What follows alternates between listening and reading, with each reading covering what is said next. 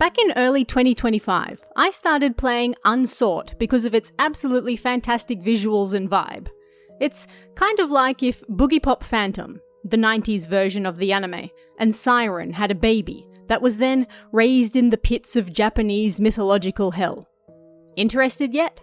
I mean, I sure was. But then life got busy and I kind of forgot about it, and I only picked it up again just recently. But man, I'm so glad I did. So, Unsought, or Moikai in Japanese, was created by Uruta Kobito Games. Best I can tell, this is a single dev in Japan, and this is sadly the only game he has available on Steam. The Japanese name, Moikai, is what you say when playing hide and seek, asking if everyone is hidden and ready to play, like, "Are you ready?" or "Ready or not" in English, which is something you hear a lot throughout the game. I do think Unsought is a slicker title though, so I'm glad they went with that. At any rate, this is basically a point-and-click exploration novel. According to the dev himself, Unsought is a 360-degree first-person panoramic horror adventure game set in a regional town of Japan in the 90s. Step into the shoes of an elementary school student who has found themselves lost in an abandoned town. Will you find your way back home? You start the game as a young boy celebrating his birthday with his father, who has just gotten back home from working late. You eat some cake together, but then someone rings the doorbell. A little weird, considering how late it is. The ominous red light of hell right outside your front door is also hardly inspiring. Then it opens, and one hell of a creepy kid is standing there doing creepy kid stuff, blood pouring down her face, before suddenly another creature appears, this one covered in faces, and it asks you the title of the game in Japanese. Ready or not? When our protagonist comes back to, because that's honestly an understandable loss of consciousness, he's in a cave. He can't really remember what he was doing, but he feels like he was playing hide and seek. This game of hide and seek will become central to uncovering the events that really happened last night, and once you leave the cave and enter town, you discover that it's abandoned and got that old 90s Boogie Pop Phantom grainy sepia filter all over. And so the game begins. It's now your job to start exploring and figure out who you are, what happened last night, and where everyone is. The gameplay is not very intensive. You use literally 2 buttons the entire game. Left click and right click. Left click to do everything, right click to open the menu to look at notes or items.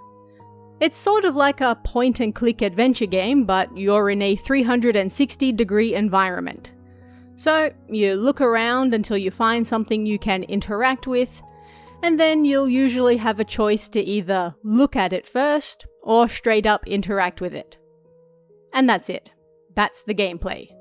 You need to explore town, interacting with everything you see, to try to piece together what you even need to do next. Now, it's not a terribly large town, although it is easy to get lost at first. But it is ominously empty, and for the majority of the game you'll only really run into a few characters. A policeman who may or may not attack you in his confusion, the old lady at the candy store, and a few unfortunate folks who look awfully like Shibito, but are also integral to your story and figuring out what's going on. The game is also on a timer, if you will. Once you enter town, the time pops up in the left-hand corner. It's now 5 PM. You have until midnight to figure things out and get to where you need to be. Every single action you do moves that timer forward by a predetermined amount.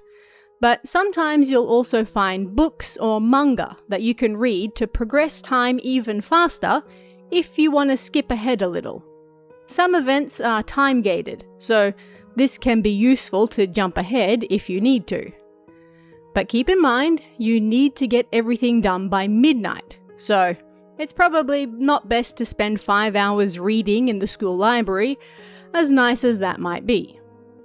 I won't get into the full details of the story because I'll be doing a full explained video soon, but I have to say, if you're a fan of Japanese mythology, this is the one for you. It becomes clear pretty early on that you're dealing with the other side in some form or another. And as soon as Yomotsu Hirasaka popped up, and the story of Izanagi heading down to Yomi to find his deceased wife, Izanami, well, I knew I was in for a good time. But it's how the game adapts that particular tale from mythology, and how it relates to what this kid is going through now that I think really elevates it. While there's no real combat or anything even vaguely like that in the game, it is still straight up horror. The atmosphere is so amazingly oppressive and tense, and a special shout out to the background music for being some of the most unsettling and creepy music I've ever had to listen to whilst walking around an empty town wondering what the hell I'm supposed to do next.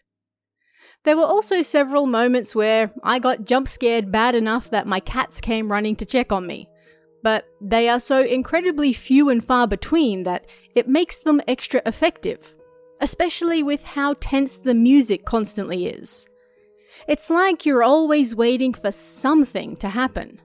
And then by the time you think you're safe and you've forgotten about it, bam! Your heart is crawling its way out of your mouth because it wants to evacuate the scene immediately.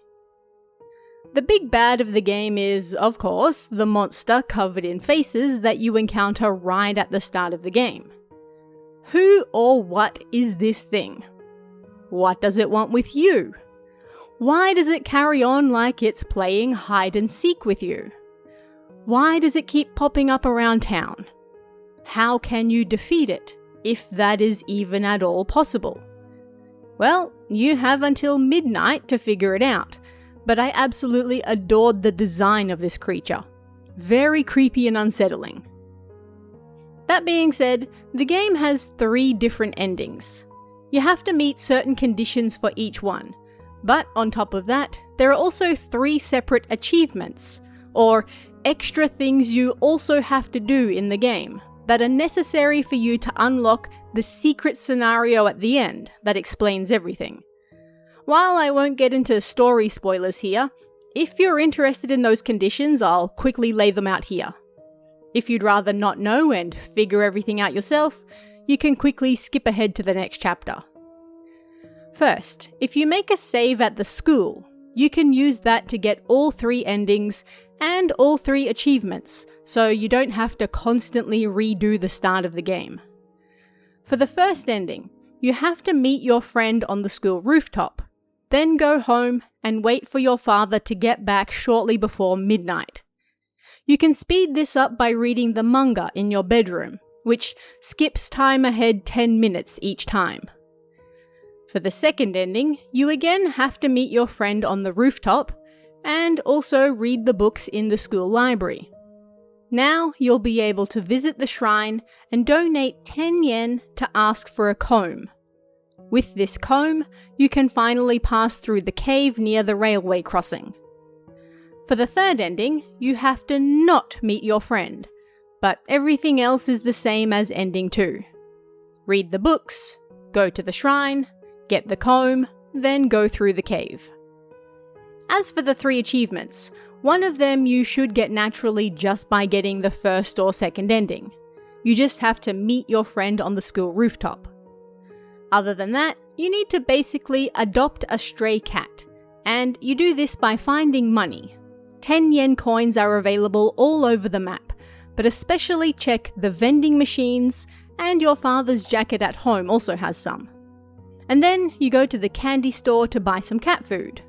With that, head into the residential area and then the alleys, and you'll find a cute kitty you can feed. The cat then joins you. The last one is finding a red satchel. You can find this by checking the playground equipment on your way home in either ending 1 or ending 2, once it's daytime again at the end of the game. And with all of that done, you unlock the secret scenario, which is a short visual novel-style story that explains how all of the events of the game came to be in the first place. It's a terribly sad story, but it really does bring everything together. All in all, this isn't a massively long game. It took me around 6 hours to get every single little thing done.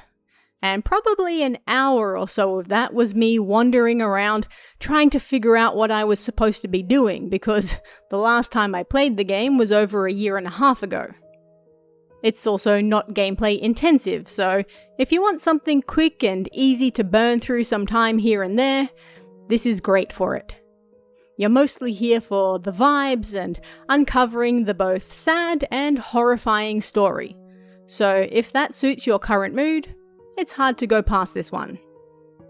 But like I said, I will be posting the explained video very soon, so stay tuned for that. But have you already played Unsought yourself? Or do you know of any other games that play similar to this one? Let me know in the comments below, and I'll see you again next time.